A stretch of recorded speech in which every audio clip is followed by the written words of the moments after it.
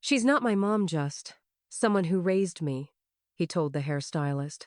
Emma froze, coffee in hand, heart cracking behind a wall of fake plants. No anger, no apology, just casual dismissal from the boy she called her son. That night, she shut down his accounts and canceled every dime of support. She'd braided his hair, packed his lunches, stayed through every fever. But when he cut her out with words, she returned the favor in full. We're about to begin, but if you'd like, share where you're joining from. It reminds me this story doesn't echo into silence, it lands somewhere real. Drop it in the comments, and don't forget to subscribe. His words hit harder than I ever imagined. She's not my mom. She's just someone who raised me. The words weren't shouted. They didn't come with malice. They slid out of Ryan's mouth so effortlessly, so carelessly, that Emma wondered if he even realized he'd said them. She's not my mom, just someone who raised me. Emma stood behind the wall of artificial greenery by the receptionist's desk, the coffee cup trembling slightly in her hand. She hadn't meant to overhear. She was just early. He hadn't seen her walk in. The hairstylist chuckled, light and unaware. Oh, like a nanny or something? Ryan gave a lazy shrug. I don't know. Sort of. The smile that had been quietly forming on Emma's lips just moments before evaporated, her mouth going slack. The salon's buzzlaughter, blow dryers, soft pop music suddenly dimmed behind a high-pitched ring in her ears. She turned before she could be noticed, walking out into the afternoon sun, the door chime tinkling like a cruel little bell of truth.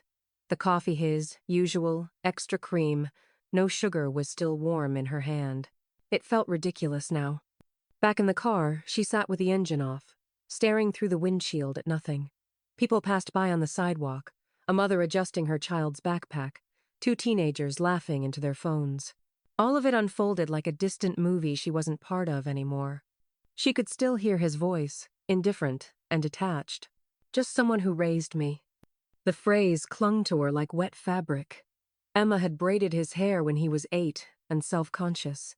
She'd stayed up through chickenpox, stomach bugs, and heartbreaks he never spoke about. She'd packed lunches with little notes, even when he'd pretended not to notice. Every moment, every sacrifice, was that all it meant to him? A role, a placeholder. She closed her eyes, gripping the steering wheel until her knuckles blanched. Was this her fault? Had she protected him too much, or not enough? Had she tried so hard to be his mother that she forgot to ask if he even wanted one? The past unraveled in flashes, his tiny hand clutching hers at the courthouse when she and Mark finalized guardianship. His silence at 13, when his biological mom tried calling from rehab. The way he'd started saying Emma instead of Mom after turning 17. Each moment had felt small on its own. But together, they told a story she hadn't wanted to read. She was losing him. The car door opened suddenly. Ryan slid into the passenger seat, hair damp from the rinse, eyes glued to his phone. Hey, he said casually. Didn't know you were coming. Emma nodded, swallowing the lump forming in her throat. I thought I'd bring you your coffee. He took it without looking. Thanks, you didn't have to. She didn't. And maybe she wouldn't anymore. She watched him sip from the cup, eyes still on the screen. The silence between them was no longer comfortable. It was cavernous. He didn't even realize what he'd said. Or maybe he did, and just didn't care. As Emma pulled onto the road, her phone buzzed. She glanced down and saw a name she hadn't thought about in years: Ryan's birth mother, Lorraine. A voice inside her whispered, maybe it's time to tell him the truth. The silence between us grew thicker than the air in the room. I could feel it, but he wouldn't even look me in the eye. The quiet in the house felt intentional, not the peaceful kind, but the charged kind, like the hum of electricity right before a storm. Ryan barely spoke after they got home. He went straight to his room, door shut, headphones on. Emma stood in the kitchen, staring at the untouched dinner she'd reheated more out of habit than hunger. The clink of the spoon against the pot was the only sound she allowed herself to make. She knocked once before opening his door. Do you want something to eat? He didn't look up. I'm good. Okay, she said softly, lingering. Just, if you change your mind. He didn't respond. That night, she couldn't sleep. She lay staring at the ceiling, the blue light of the digital clock casting long shadows across the room. Every hour that passed added weight to the silence. By morning, her pillow was damp, her eyes swollen, and her resolve thinner than ever. She sent him a text after he left for class. "Can we talk later? I'd really like to understand how you're feeling." No reply. That afternoon, she tried again. "I'm sorry if I've pushed too hard. I just want to be close with you. Always have." Still nothing. By the time the third message went unread, she stopped checking. It wasn't just the silence, it was the absence in it. Like he'd shut a door and locked it from the inside, leaving her in the hallway, knocking, hoping. She found herself standing in front of his baby pictures later that evening. The hallway dim and quiet. He was so small in them soft cheeks, crooked grin, eyes that had once trusted her without question. She touched the frame gently, as if trying to conjure that little boy back. But that boy had vanished, and maybe she'd helped push him away. Emma sat on the edge of her bed, phone in hand, scrolling through their old text thread. Months ago, he'd sent her memes, random grocery requests, even the occasional "love you" when she reminded him to eat. Lately, a cold trail of one-word replies. She'd thought it was stress. She'd thought he just needed space. Now she wasn't so sure. Had she mistaken mothering for smothering? All those years of giving, of putting him first, had it chipped away at his independence until he resented her for it? She didn't want to believe that, but the silence said what he wouldn't. At 7:13 p.m., her phone buzzed. She grabbed it, heart leaping, irrationally hopeful. "Ryan, stop treating me like a kid." No greeting, no punctuation, just that. Emma read it 3 times, then once more, slower. It wasn't cruel, but it wasn't kind either. She sat very still, phone resting in her lap like a weight. Outside, the sky had turned the color of bruised peaches, the first stars blinking on behind the thinning clouds. She could feel the old instinct rising, text back, explain herself, fix it. But something in her paused, held her. Maybe this was the moment she had to stop chasing. Maybe love didn't always mean running after someone when they walked away. But if she didn't reach for him, what would be left of them? Emma opened a blank message, fingers hovering above the keyboard. But instead of texting Ryan, she typed a single word and saved it to drafts. Lorraine. She stared at the name, heart pounding. Was it time to bring his birth mother into the silence? Or would that shatter everything for good? What have I done wrong? How did I get here, where my own son doesn't see me as his mother? The draft sat unsent in her phone, the name Lorraine pulsing on the screen like a bruise she kept pressing. Emma stared at it, then locked her phone and slid it under the pillow like it might bite her. She wandered the house in slow circles that night, touching door frames, straightening already straight cushions, opening and closing cabinets without purpose. The silence wasn't just between her and Ryan anymore, it was inside her. A dull, humming void where confidence used to live. In the bathroom mirror, her reflection looked tired and thin. Not physically, though, the lines around her eyes felt deeper, but spiritually, emotionally. Like a woman who had poured every drop of herself into someone else's well, only to find it dry when she needed a sip. She leaned in closer. What have I done wrong? The question sounded so small in the tiled echo of the room, but it hung there, sharp and unsparing. Emma had promised herself she'd be different. She remembered being 16, locking herself in her childhood bedroom after another screaming match with her mother. She'd whispered through tears, "I'll never make my kids feel this way. Never." She kept that vow. No yelling, no guilt trips. She showed up to every school play, packed extra snacks, stayed up late learning how to braid curly hair because Ryan never liked barbers as a kid. She'd been steady, safe, a constant. But maybe too constant. She sat down on the edge of the tub, the cool porcelain grounding her. In protecting Ryan from every scrape and heartbreak, had she unintentionally shielded him from growing up? Had she blurred the line between love and control so finely that he resented her for it? Her chest tightened at the memory of him as a boy racing his bike down the street, helmet askew, skinned knees and all. She used to run after him, terrified. "Slow down, Ryan! You'll fall!" And sometimes he did, but he always got up. Somewhere along the way, though, she'd stopped letting him fall. She pulled out an old photo album from the bottom drawer of the credenza. Pages of laughter and Halloween costumes and messy pancakes filled her lap. There he was missing front teeth, arms thrown around her neck. He used to love her so openly, so freely. And now? Now he didn't want to be treated like a kid. But he also didn't seem to want to be treated like a son. Emma shut the album gently. Her hands lingered on the cover. She'd spent so many years being what he needed, predicting, adjusting, giving. But what had she needed? When had she last asked? Herself that? Her friends had stopped inviting her to yoga. Her book club met without her now. Even Mark, her ex, had tried to tell her once, "Emma, he's old enough to stand on his own. You've got to let him." She hadn't listened. Until now. She stood and walked back to her room, picked up her phone again. Her thumb hovered over the draft labeled Lorraine. Not tonight. That door could wait. Instead, she opened Ryan's thread. The last message stared at her. "Stop treating me like a kid." Her heart beat steady beneath the ache. This time, she didn't type a reply. She turned off the screen, set the phone down without hesitation. Emma looked out the window into the dark and whispered to herself, "I won't chase him again." Her voice didn't shake. It was the first boundary she'd drawn in years.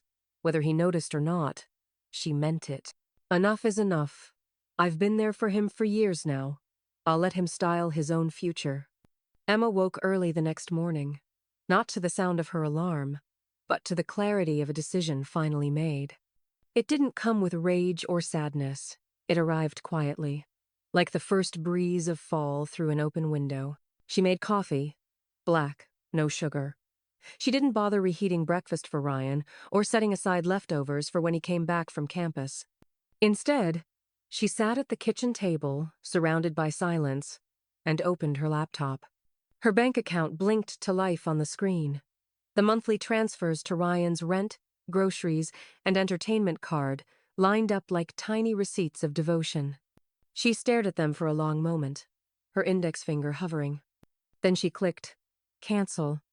It felt like severing a rope she'd been gripping for years on that had frayed slowly over time, until she barely noticed how much of herself she'd wrapped around it. She didn't stop there. She sorted through the house, quietly boxing up the reminders, the framed class photo of Ryan at 12, the world's best mom mug from 4th grade, the birthday cards with barely legible scrawls that once meant the world. She didn't throw them out. She placed them gently in a storage bin, sealed it, and slid it into the attic. Not out of bitterness. Out of space. Space she needed back. By noon, she'd booked a pottery class at the community center she'd passed every week for a decade. She signed up for a writing retreat in the Berkshires that she'd once dreamed of attending back when she still journaled every day. She even reached out to Denise from her old book club. "Miss you," she texted. "Let's catch up." And for the first time in years, Emma's day was hers. When Ryan came home that evening, she was folding laundry and humming to herself. The back door opened to let in the fading sun. He walked past her without a glance, but she didn't stop him. He paused in the kitchen, opened the fridge. "You didn't get oat milk." "I didn't go grocery shopping today," she said, her voice calm. "You'll need to pick that up." He turned to her, a flicker of disbelief in his eyes. "Seriously?" Emma nodded. "Yes." He scoffed, slamming the fridge door harder than necessary. "Whatever." She didn't follow him, didn't explain. She folded the last towel, placed it neatly in the basket, and carried it upstairs without looking back. That night, she didn't text him good night. She didn't ask if he'd eaten or remind him about his midterms. She watched a movie by herself instead, something foreign and slow and beautiful, and cried quietly when the credits rolled not from sadness, but from release. Days passed. Ryan barely spoke. The tension in the house became airless, heavy. But Emma didn't cave. She worked on her garden. She picked up extra shifts at the clinic. She started sleeping through the night again. Then, on Thursday, she opened her phone and saw it. Message failed to send. She blinked, then tried calling. It went straight to voicemail. Blocked. She stared at the screen for a long time, her thumb frozen midair. No warning, no explanation, just gone. For a few seconds, her breath caught in her chest, panic rising like a sudden tide. But it didn't crash. It receded. Because somewhere deep inside, Emma had prepared for this. She'd known this path, this choice, might come with a cost. She placed her phone face down on the counter and stepped outside into the early evening air. The garden needed watering. Whether Ryan came back or not, she would keep growing. But as she turned the faucet, one thought lingered like mist on her breath. What if I never hear from him again? I was beginning to feel the first stirrings of a life not tied to anyone else's needs, but it didn't last. The air smelled of lavender and wet earth. Emma stood at the edge of her garden, hands damp with soil, the sun low and forgiving on her neck. For once, the silence around her wasn't heavy, it felt earned. She was learning how to exist without waiting for someone else to need her. She'd just clipped the last sprig of rosemary when her phone buzzed from the patio table. A message. Unknown number. Hey, it's Mark. Can we talk? Emma wiped her hands on her apron, frowning. Mark rarely called unless something was wrong. She hesitated before picking up. Emma, he said, voice unusually gentle. I didn't want to interfere, but I thought you should know. I ran into Ryan's roommate. He said Ryan hasn't been to class in a week, and he's been off, drinking a lot, isolating. He doesn't look good. Emma's heart dropped into her stomach. She turned slightly, staring into the garden as if it could anchor her. Did he say why? Number, just that he's not himself. After they hung up, Emma sat on the porch, the trimmed rosemary still in her hand. The worry hit instantly visceral and maternal, the kind that overrode logic.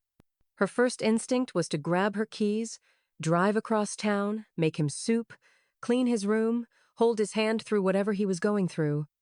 But she didn't move. She looked down at the rosemary, its fragrance clinging to her skin. There was a reason she'd drawn that line. She hadn't made the choice lightly. Still, he was hurting. Her chest ached with the weight of knowing and not knowing. She thought of that night he had a fever at 12, and she stayed up all night placing cool cloths on his forehead. Of the time, he missed the soccer team cut and didn't speak for 2 days, so she sat outside his door with a bowl of mac and cheese, just waiting. She wanted to do that now, more than anything. But she couldn't go back to being the person who waited. The front door creaked open. Sandra stepped out, her arms crossed, holding 2 mugs of tea. Emma hadn't heard her come in. She'd given her a key months ago for emergencies. Apparently, this counted. Mark called me too, Sandra said, offering a cup. I figured you'd be spiraling. Emma took the mug but didn't drink. What am I supposed to do, San? Just sit here knowing he's in pain? Sandra sat beside her. You're supposed to let him figure it out. You made the right call. He has to learn how to handle his life without leaning on you for every bruise. Emma looked at her, the conflict etched deep on her face. But what if he falls too hard? Sandra reached over, squeezed her wrist gently. Then he'll learn how to stand back up. They sat there as the sun dipped lower, the horizon burning orange behind the trees. Emma wanted to believe that strength meant stepping back, but inside her, the guilt still writhed like a knot refusing to loosen. That night, she didn't sleep. She stared at the ceiling, phone on her chest, screen dark. She didn't text, didn't call, just waited. But not for him this time. She waited for the guilt to settle, for the ache to become bearable. It didn't vanish, but it dulled. The next morning, she showed up to work early. She filed reports, made coffee for the break room, and took back the office plant someone had overwatered into oblivion. She moved with purpose, focused, firm. At lunch, her phone rang. She didn't recognize the number. Emma Hughes?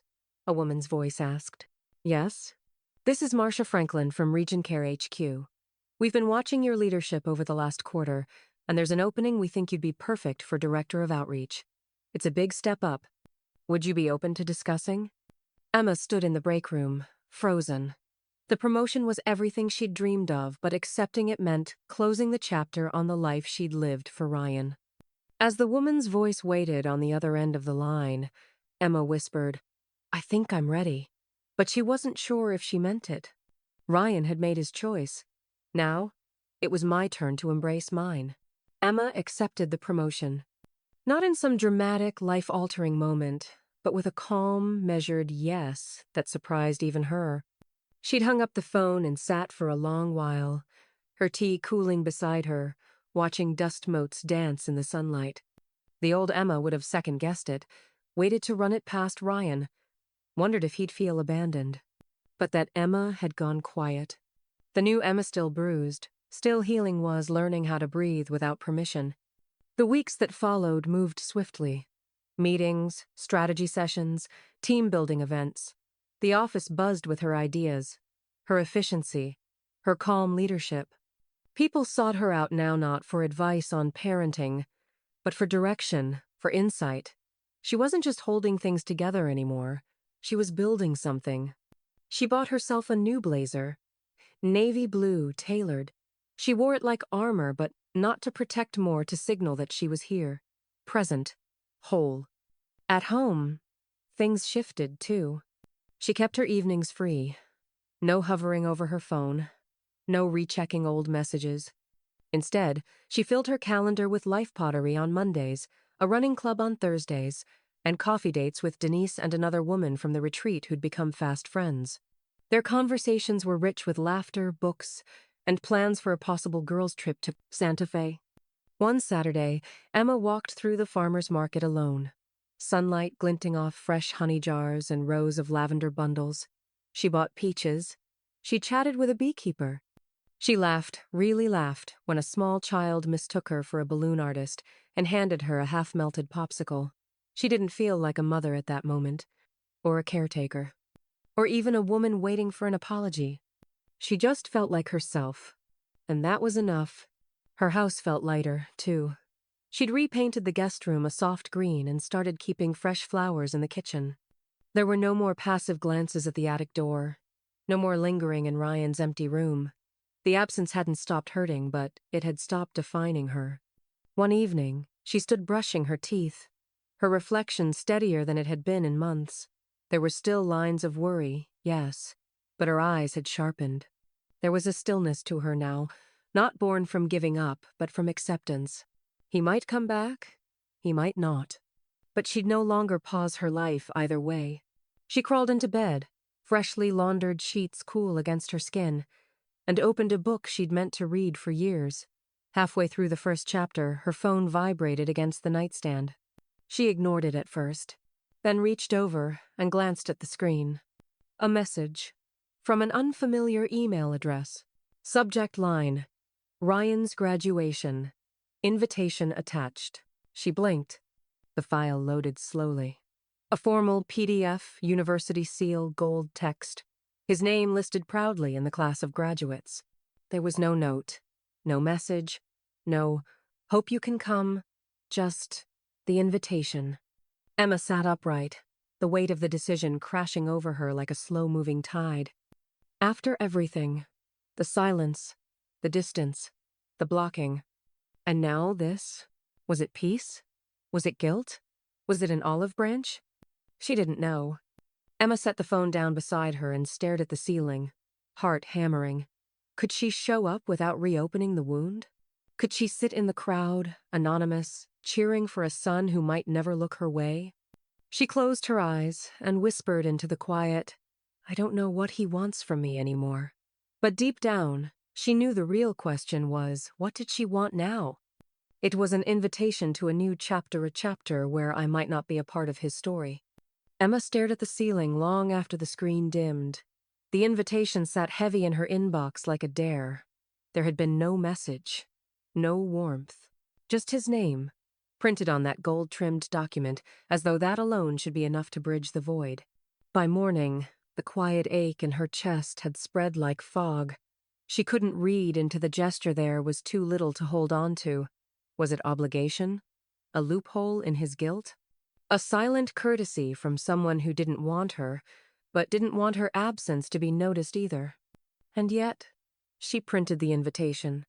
She taped it to the fridge, right next to her garden calendar. Every time she passed it, her eyes flicked toward the date, and a dozen imagined versions of the day played in her head. One where Ryan saw her and smiled. One where he passed her in the crowd like a stranger. One where she didn't go, and spent the evening wondering what would have happened if she had. Each possibility bruised her differently. It wasn't until the morning of the ceremony that she decided. She pulled out a navy dress she hadn't worn since her cousin's wedding. It still fit. She braided her hair back simply, applied mascara with a steady hand, and slipped a single note card into her purse, just in case. The drive to the university was quiet. Too quiet. The radio stayed off. Every stoplight, every turn, felt like a test of courage she hadn't studied for. The ceremony was held outdoors, beneath a white tent stitched against the spring sky. Families milled around in joyful clusters balloons, flowers, proud parents fumbling with cameras. Emma stood apart from it all, clutching her program, scanning the sea of graduates for a glimpse of him. Then she saw him. Ryan. Smiling. Tall. Polished. Surrounded by friends. Her breath caught. There he washer boy. The one she raised, cheered for, tucked into bed. The one who once needed her for everything. He didn't look in her direction, not once. She watched as he posed for photos. Laughed. Threw his arms around an older couple Emma didn't recognize. Maybe a professor. Maybe her replacement. When his name was called, she stood. Applauded. No one noticed. Afterward, she lingered near the path leading to the parking lot, heart tight but steady. Maybe he'd spot her. Maybe he'd walk over. Maybe, just maybe, there was still a flicker left. He walked past her. His eyes grazed the crowd like radar, but never landed on hers. Or maybe they did, and he looked away. She called his name once, softly. He didn't turn. Instead, she overheard him. His voice, close enough now to cut. I'm moving next week. Colorado. Got the job. A pause. Then, I'm done with the past. I need a clean break. Emma froze. The words hit harder than any silence ever could. Clean break. He hadn't said her name, but he didn't have to. Emma watched him disappear into the throng of graduates and goodbyes. She clutched the note card still folded in her Percy message she'd written but never gave him. As the crowd thinned, the question rang louder than ever. Had she really lost him for good? Or was this just another version of him she hadn't met yet? I had nothing left to prove to him. I only had myself to rebuild now. The invitation still hung on the fridge, but now its corners curled with time, its gold lettering dulled by the kitchen light. Emma hadn't taken it down, not out of hope, but because she no longer needed to. It no longer asked her to explain herself. It no longer held power. The morning after the graduation, she let herself grieve. She made tea and sat in the garden with the unopened note card still folded in her lap. She didn't read it, didn't need to. The words were etched in her anyway. You mattered to me, even if I couldn't show it. She tore it gently, strip by strip, and fed it into the compost bin. Closure, she'd decided, wasn't a conversation. It was a decision, and she was done letting someone else's silence dictate her own voice. Weeks passed. The heaviness lingered at first. Grief doesn't evaporate. It evaporates slowly. But Emma didn't wait to feel whole before she began living. She booked a flight to Portland with Denise and 2 women from the retreat. They hiked, drank too much wine, and took blurry photos with mountaintops behind them. Emma laughed without holding back. The kind of laughter that rises up from your ribs and shakes out old ghosts. She came home and enrolled in a photography class.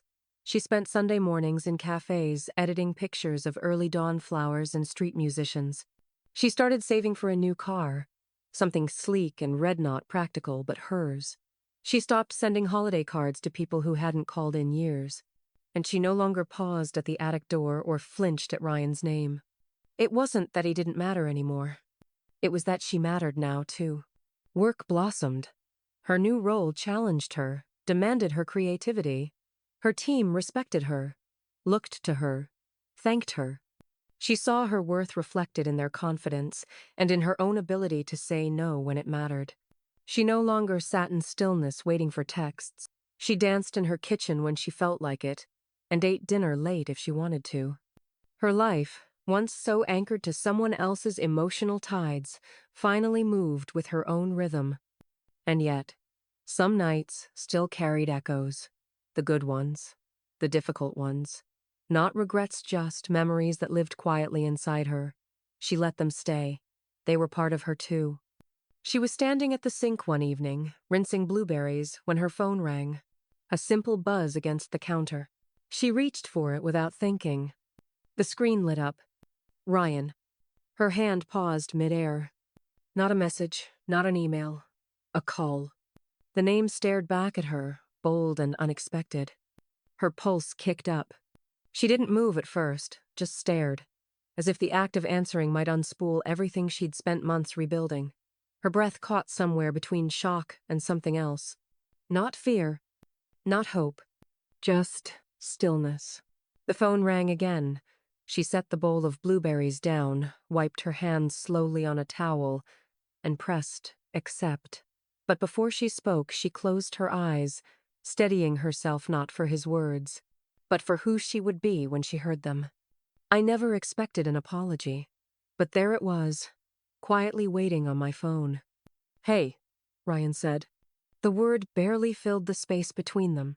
His voice was lower than she remembered, rougher, like he hadn't used it much lately. Emma stood in the middle of her kitchen, hand trembling slightly where it gripped the edge of the counter. She didn't speak. She just listened. I know I'm the last person you want to hear from, he continued.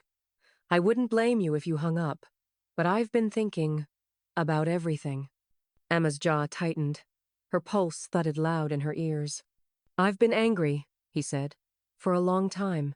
At myself, at Dad, at you, at people who were just there. You didn't deserve that. She stayed silent. I guess I thought pushing you away would make it easier to be my own person. I didn't realize I was pushing away the only person who ever showed up for me. His voice cracked. I'm sorry. The line went quiet for a beat. Just breath on both ends. Emma's fingers gripped the dish towel. Her chest felt heavy, not with resentment, but with something quieter. Sadness, maybe. Caution. I'm getting help, he added. Therapy. I should have done it a long time ago. Emma sat down slowly. The phone pressed to her ear.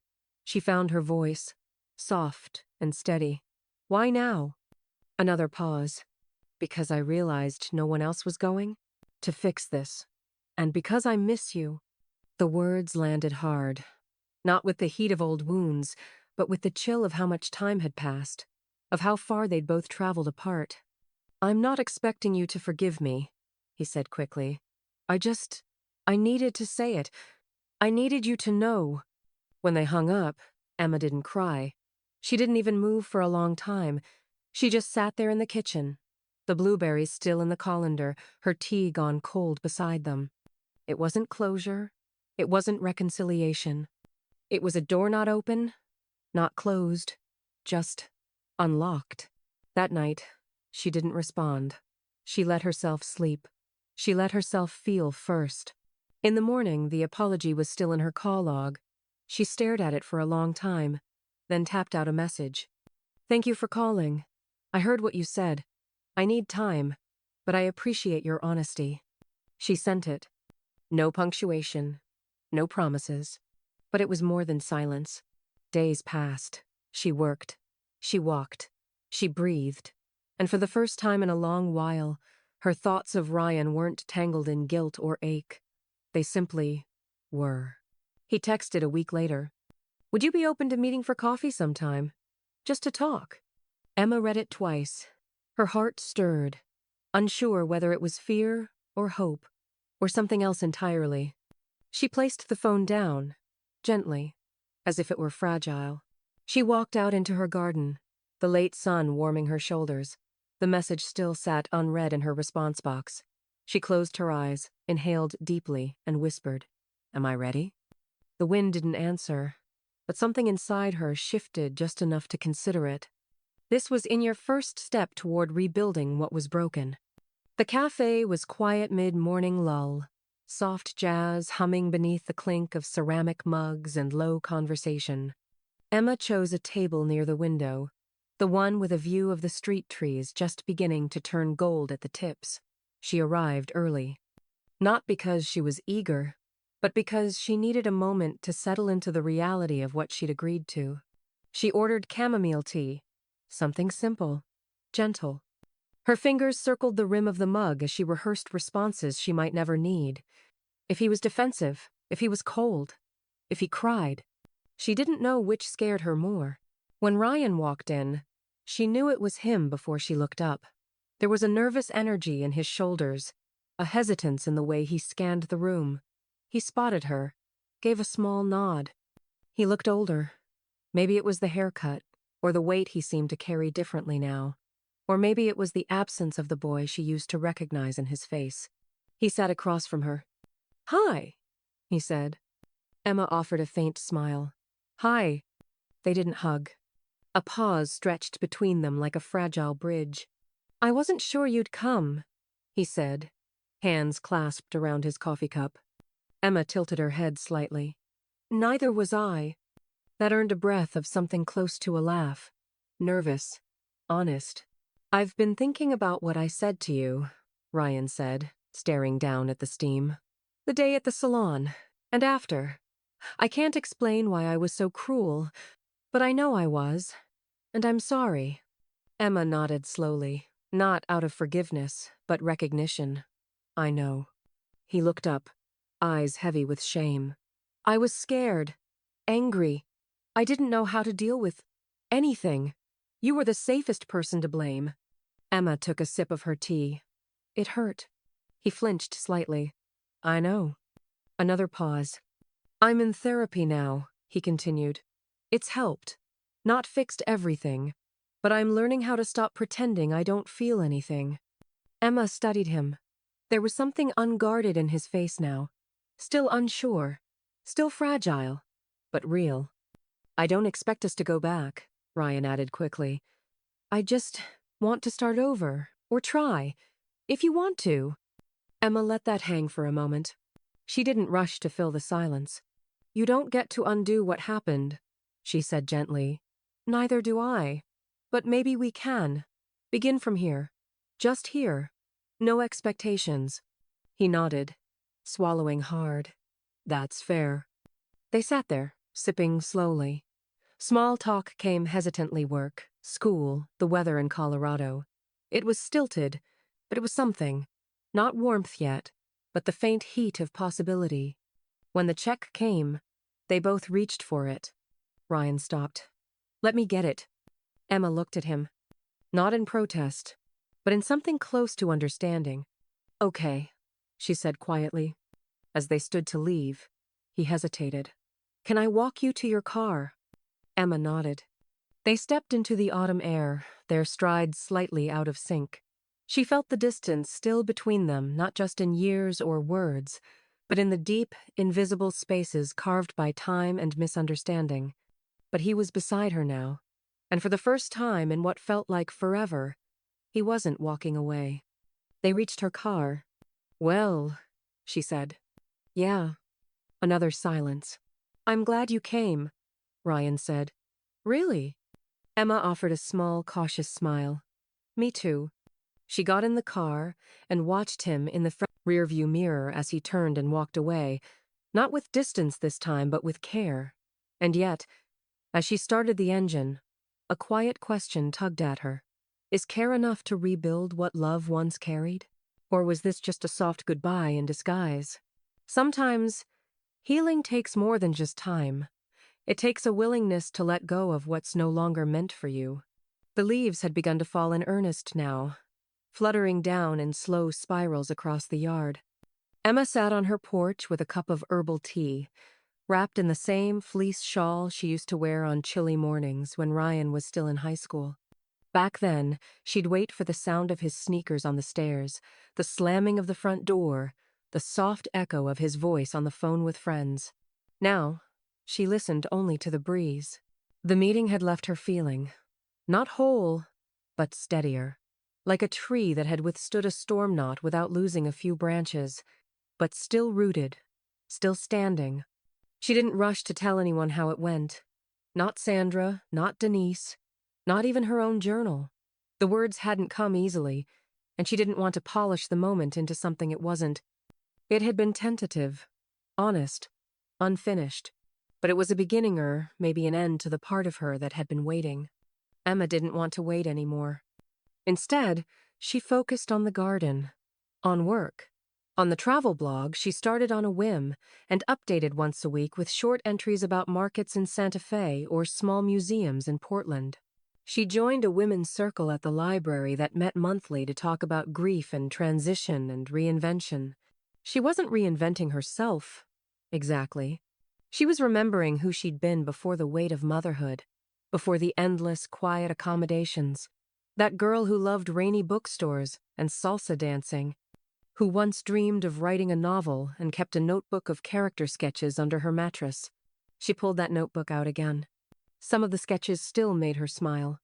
Ryan was there, twin memories that no longer crushed her. She didn't push them away when they came.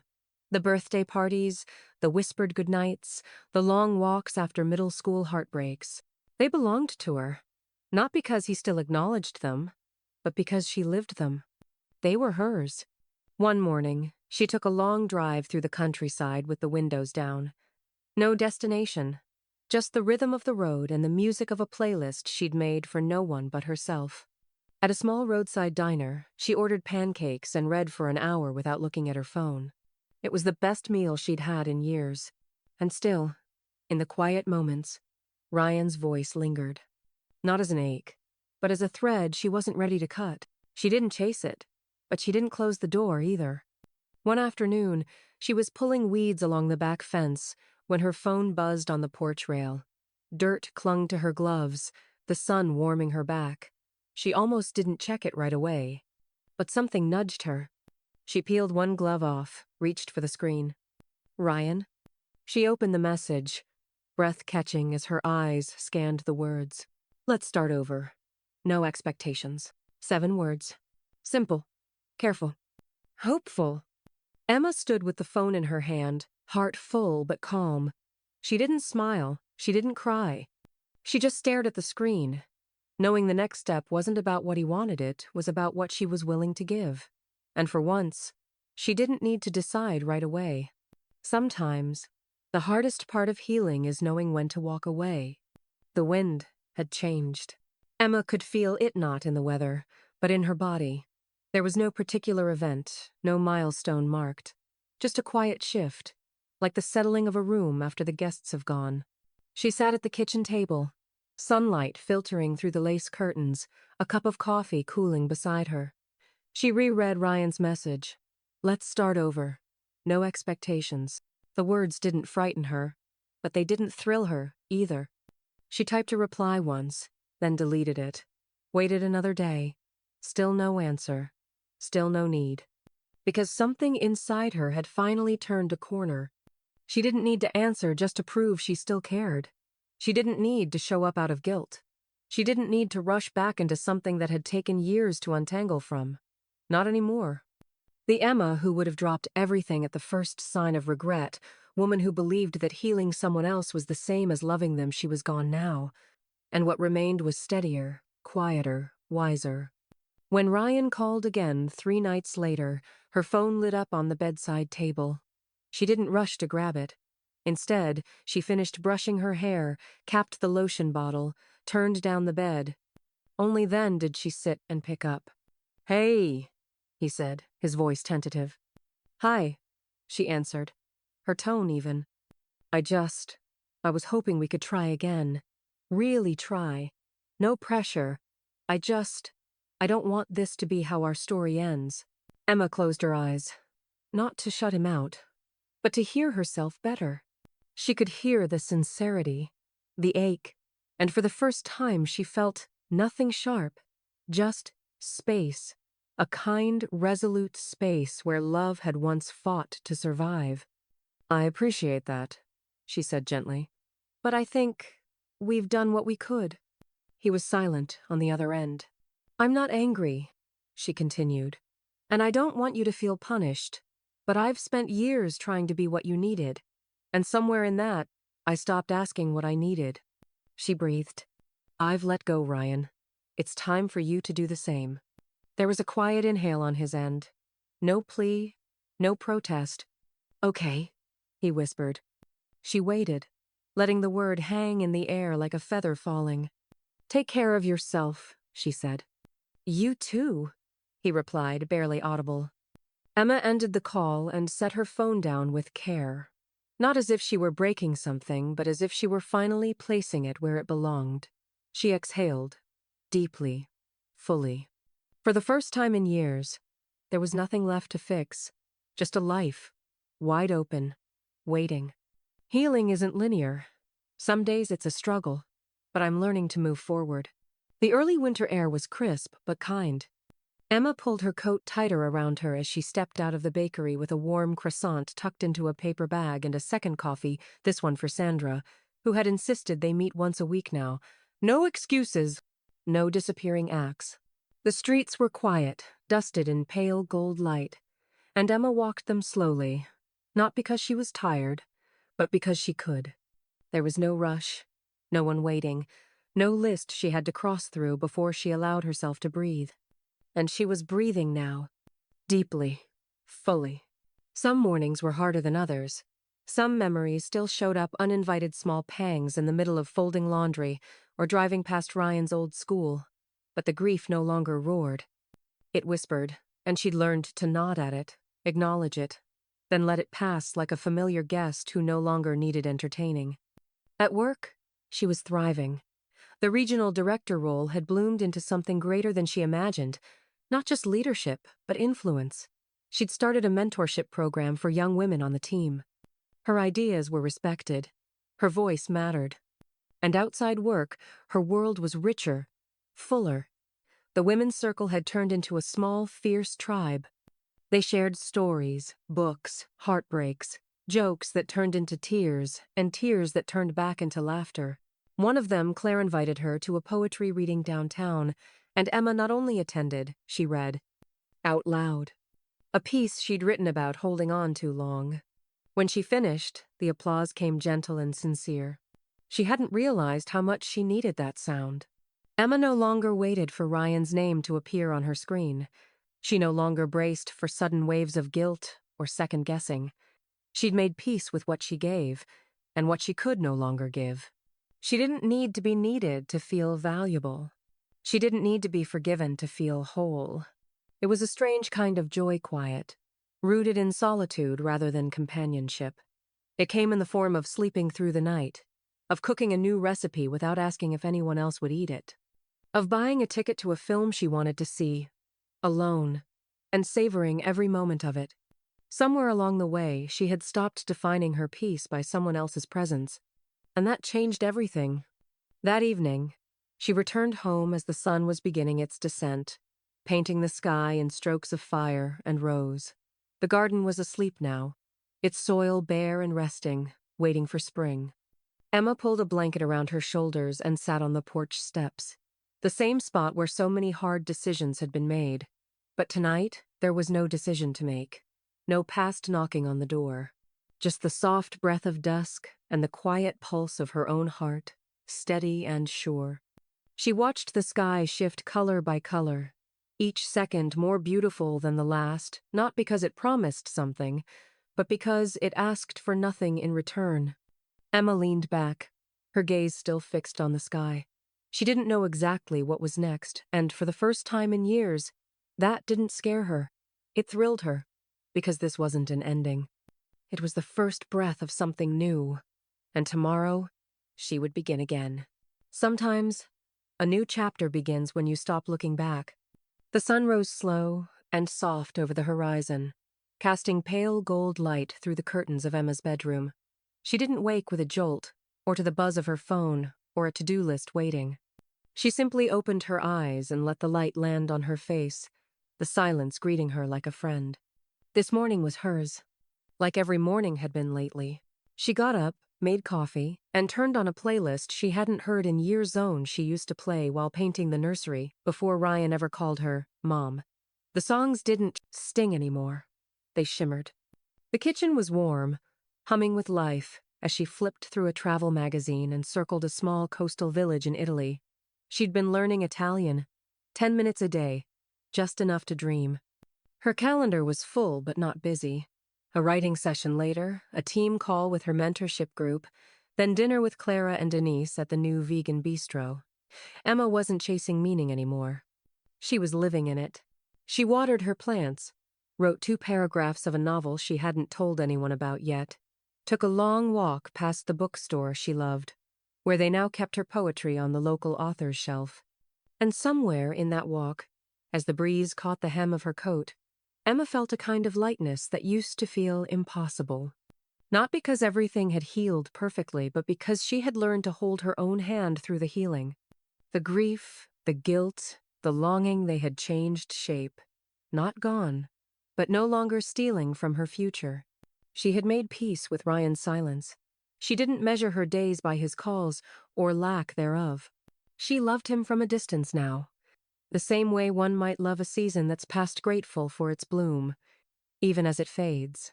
That evening, she hosted the women's circle at her house.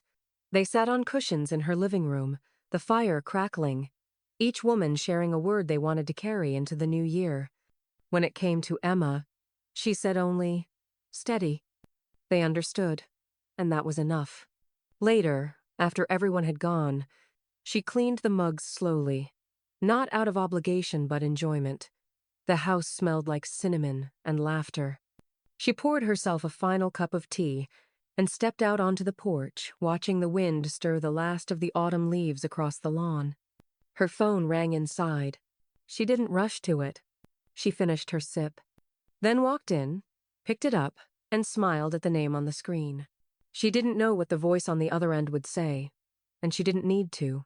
Emma pressed answer, not with fear, but with peace. Because whoever was calling whatever came next, she knew now. She was enough, and she was ready.